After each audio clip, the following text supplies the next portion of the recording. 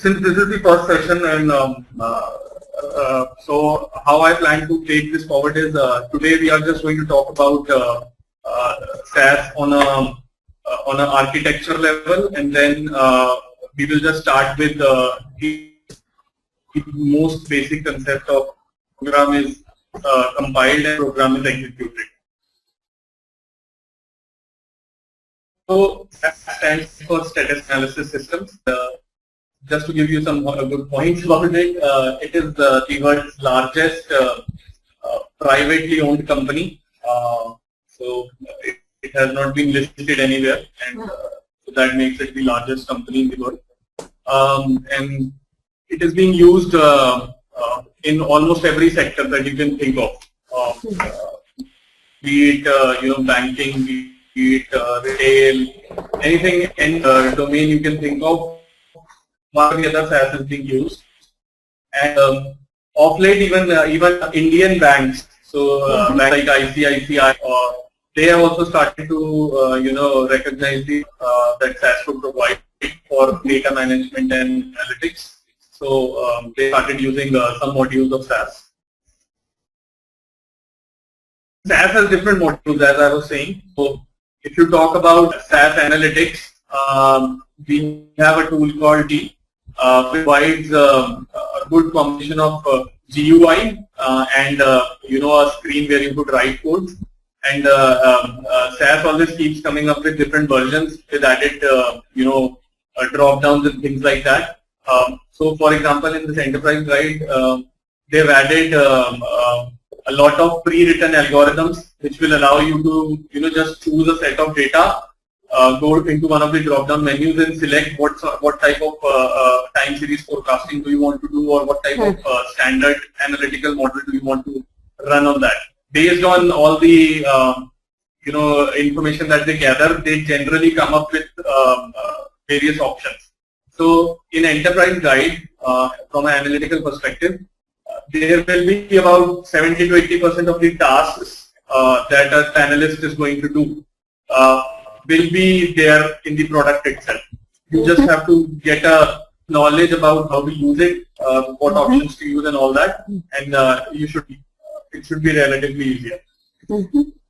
Then prior to enterprise guide, SAS had a very basic programming window or programming tool, which is called the base SAS. It exists today also. In fact, in my current project, I am using that only. But that is the oldest tool that's base SAS, which is nothing but again. Then the third tool that SAS is, and SAS has is, and that is also one of the common use tools, is SAS Data Integration Studio, DI. This is more of a ETL tool. So this DI tool that I'm talking about, this is more of a GUI based tool. So you don't have to write the code here. There is a lot of drag and drop. So again, SAS has come up with pre-written codes, and then they have wrapped them up in nice GUI transforms. For example, if I want to read an external file in a traditional base SAS or enterprise guide, I will have to write a step of statement for it. Whereas in a DI program, SAS Institute itself has pre-written that code and wrapped it up in a macro, in a transform, and I just have to call that transform into my job. So this is more used when we are building large data marts and data warehouses, because it will save a lot of time. So for instance, if you are building a data warehouse for a retail client, let's say for a big bazaar, you will have I don't know, tons of thousands of files, customer file, product file, transaction, etc., etc. So you will have tons of files for which you want to build jobs. So if you are going to write codes for each and every one, it is definitely going to take a lot of time, considering that each file will have again hundreds of variables. So this is where SAS DI comes into the picture. It provides a lot of other advantages other than just being faster. It provides the reusability option. So every time you have to do a similar task in a traditional way, you will keep writing the same code again and again. But then here you could just drag the transform and do the stuff. So these are basically the three major tools that you will come across whenever you start working on a SaaS project. But there are a lot of other SaaS tools that are available in the market which cater to a particular segment. So like SAP, SaaS has also started coming up with packages specifically targeting a domain. So if you talk about retail and campaigns, SaaS has come up with a SaaS campaign manager, which is again customized to handle the campaign part. Similarly, they have tools in other domains. In a normal IT scenario, I mean these tools. I mean basically you can't call yourself a SaaS consultant just because you've worked on one of these tools, because you need to understand the basics that we are going to go through now, and you need to know how to program in SaaS. Then only I mean you could be in a position to use any of these tools.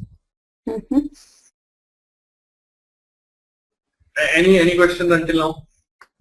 Not much, but do they really use a lot of data warehouse for SaaS? Because I mean, I assume like mostly like the data warehouse. I mean, SaaS wasn't very popular for a data warehouse application. It was more like a front end.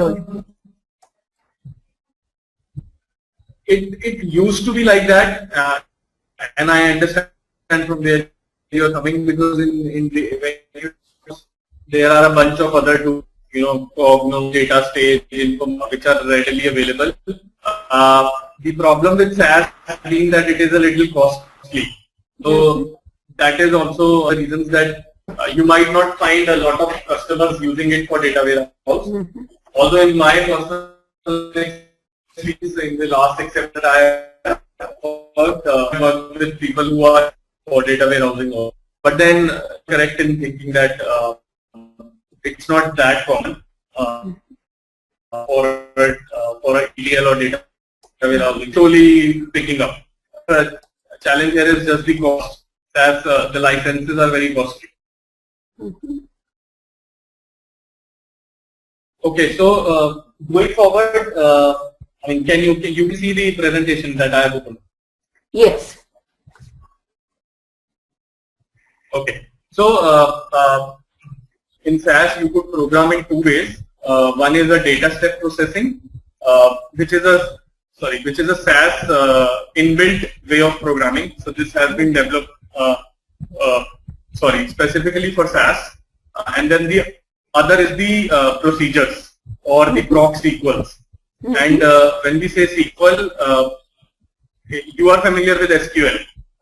Yes. So similar, yeah. So whatever syntaxes or whatever logic or concepts you use in SQL, the SQL joins or where statement or whatever group by statement, everything works in SaaS as well. There might be a slight difference in the syntax only, but conceptually it is pretty much the same. Before I will go into what a data step is and what a procedure is, there are some concepts that we should go through. Just to quickly take you through some of the terminology that we use in SaaS. So in SaaS, I mean typically in other databases or in other languages, we will call a table, but in SaaS we call it a data set. And then a data set will have, a data set will have two parts. The part which describes the column names, the column labels, and their properties, that is called the descriptor portion. And then the part which describes which has the actual data, the actual values, that is called the data portion. Then data step I have already, that is just a program or a piece of code that I will write to perform some manipulation. That is a data step. Then as I was saying that like any other language, you will have to compile a program first and then execute it. So similar thing happens in a SaaS data step. The difference might be, we'll come to that. Suppose that I have written a small SaaS code, and what I'm here is I'm filtering some observations from one table and putting the ones that have been filtered into another table. So a simple filtering operation I'm doing. When I run that code, first of all in the compilation phase, what will happen is SAS, the compiler will go through each of the statements and look for any syntax errors. And these syntax errors could be just simple syntax errors. You could say, okay. Another thing is in SAS, every statement ends with a semicolon. So one of the most typical syntax errors is that somehow you missed writing a semicolon. So that these kind of errors will be categorized into syntax, and this is what compilation phase will do. It will just scan the code and figure out if there are any syntax errors. If not, then it will be the compilation will be successful. The other thing that compilation will do is,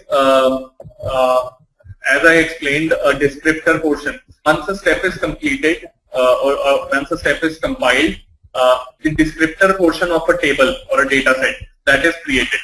So in going back to our example, if I was reading 10 records from table A into table B, and this table A had let's say 5 observations, five columns.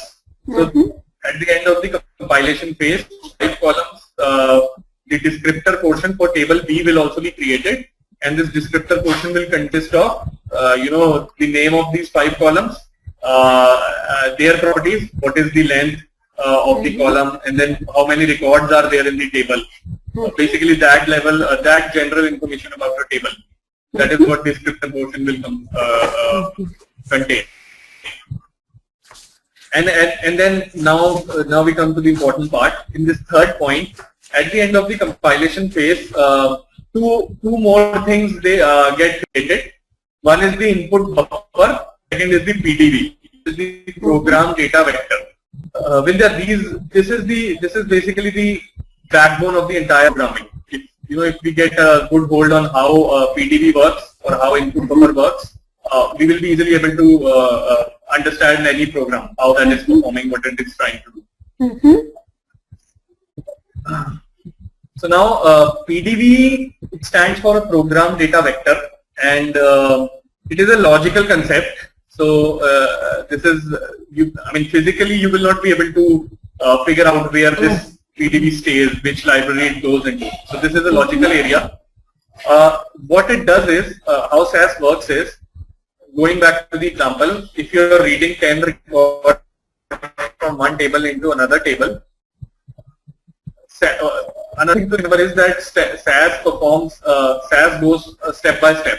So if the program you have compiled and are trying to execute, if that program has 5 rows or 5 lines in the program, SAS is going to read 1 line at a time, and then only move to the next line. And this is also true for the records that it reads. So if, going back to the example, if I have 10 records that I want to read, SAS is going to read 1 record, output it, then only move to the second record, output it. In the program I have given it, I have asked it not to output every row. It depends on the options, but typically this is how it is going to perform. So now where a PDV comes into picture is, let's say I have 1 row in my table and I executed my program. So how PDV is built is, SAS, it goes into the input table, reads the first record. That first record is then is then stored in the PDV, which is the program data vector. This is again a logical area. From the program data vector, that record moves into the actual output table. Okay. Let me just illustrate it. So this presentation is it describes PDV and input buffer in good detail. So in not only in SAS, everywhere you can read either data from external files, source files, or you could have you could read data from another table. So first of all, we're going to talk about how to read data from external file, because this concept will become more clear from that. So now during the at the end of the compilation phase, I said that an input buffer is created and a PDB is created. Now what this input buffer again is, it is again a logical area in the memory, and if going back here, if I show you, let's say, okay, this is the file I am trying to read, and this file has 1, 2, 3, 4, 5 columns.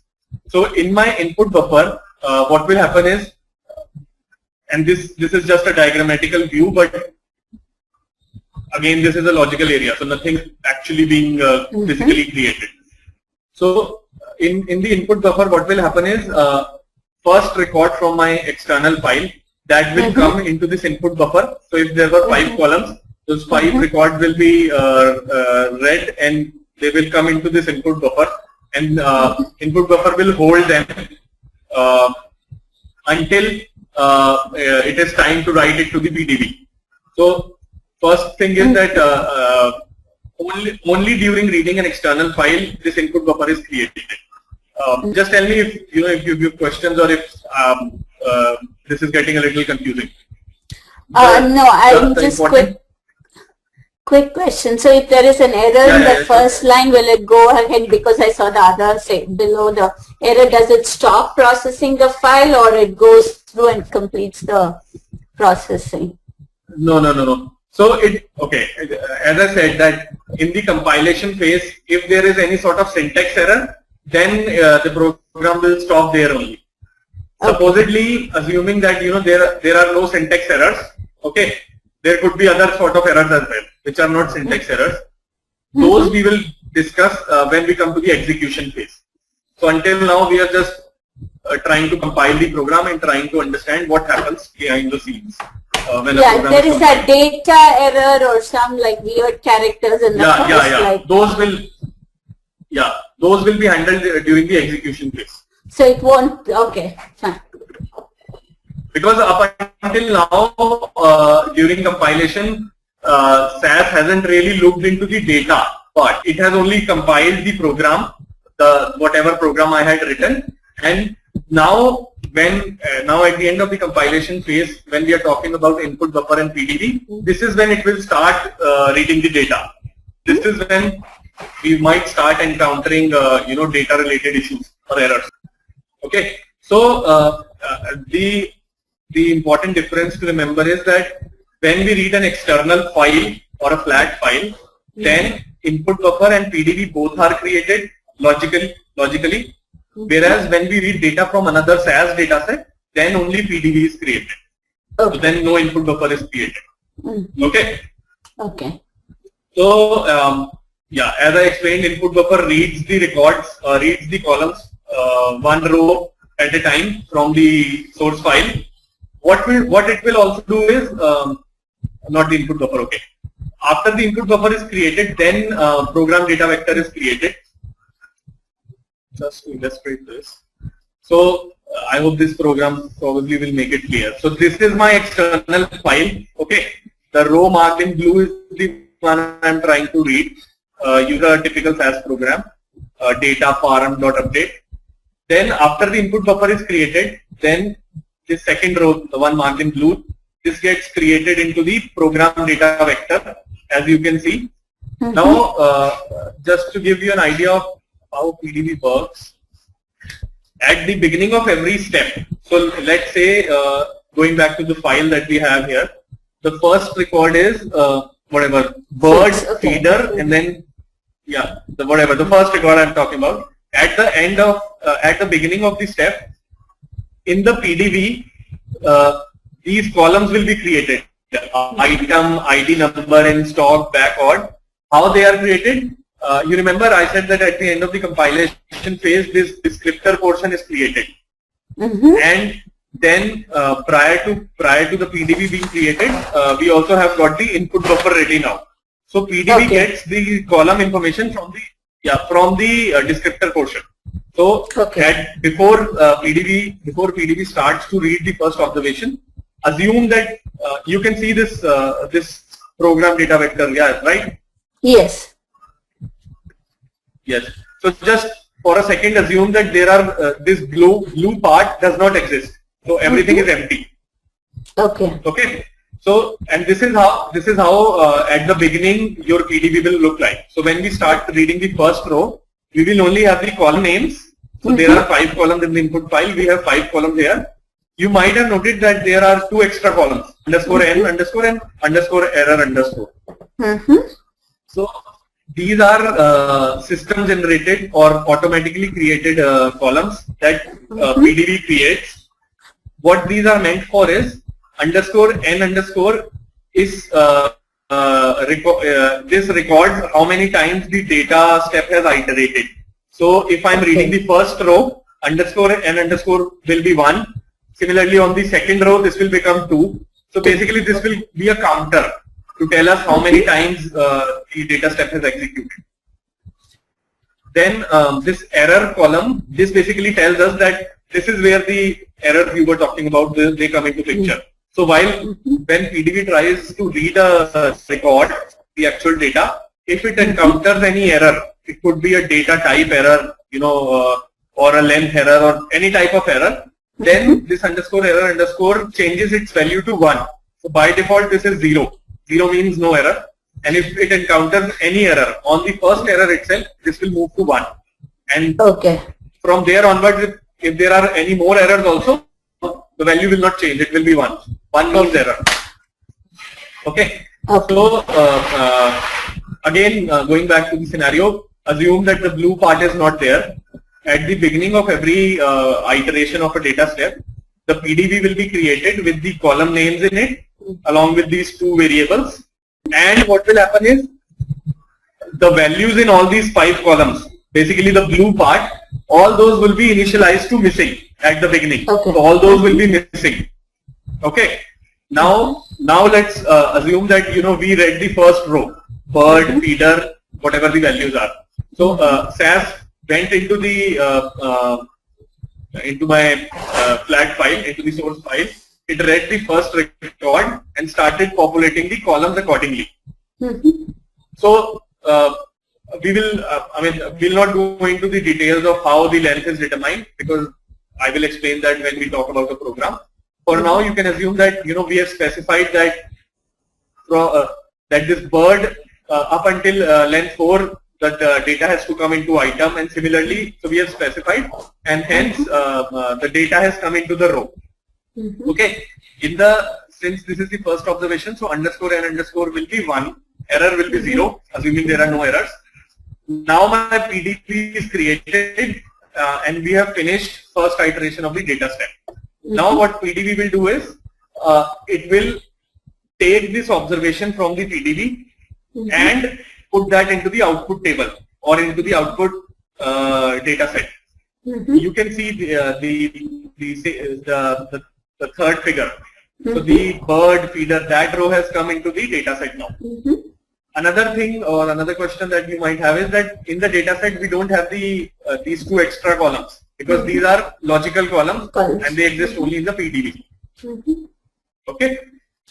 Now what happens is, we have got the SAS read the first row from the source file, brought it into the input buffer, then into the PDB, and then finally the row was written into the output table. Now SAS is ready to again go to the input file, check if there are any more rows, and if yes, then start reading them. So basically what I'm trying to tell you is that everything happens step by step, 1 row at a time. So for if there are 10,000 rows in my file, the data step is going to iterate 10,000 times. And so actually, if there are a huge number of rows, you can actually go and look at the file as it is. I mean, of course, there'll be like, whatever access issues, but if you can actually see that the file is created in some place in your directory as it is. You cannot do that until the process. No, you can't do that. Okay, because you said it's write it permanently. We do that. It does write it, but as you mentioned that while it is writing rows to the output table, the table is logged. So it has not finished writing all the rows. So yeah, but I mean there are some smart ways to do that. If you just want to check the syntax and you want to make sure that the program that I have written that is properly reading the rows, you could simply limit the number of rows that it reads from a huge file first to ensure that the program is working fine. We'll definitely cover those aspects as well. What I wanted to highlight here is, now we have understood how first row is read. The important thing now to understand is, now SAS is again ready to read the second row. What will happen now is, again, if you look at this program data vector figure, and as I said earlier, that all the columns are initialized to missing. So that part happens every time. So for every record that PDB is going to read, every time it is going to reinitialize all the columns to missing. Okay. So when it starts to read the second row, the blue highlighted row, in the PDB, all the 5 columns will be set to missing. Underscore n underscore will be changed to 2, and error will be by default 0. Now SAS again goes into the file, starts reading the columns, and one by one the columns are populated into the PDB. Okay. And then again from the PDB, the records are written to the output file in a similar fashion. Now this continues until SAS encounters the end of the file. So going back to the first figure, the last record is this brass clock. So when SAS reads this via PDB into the output data set, then SAS is again ready to read the next record. But when it goes into the file, it encounters the end of file. So it sees that there are no more records to be read. This is when it will, come to the end of the of writing records to the table, and it will basically close the table now. And after this, the step is completed, unless we have specifically done something else in the code. I'm just talking about a simple scenario right now. So this is when the when your data step in a SAS code is finished.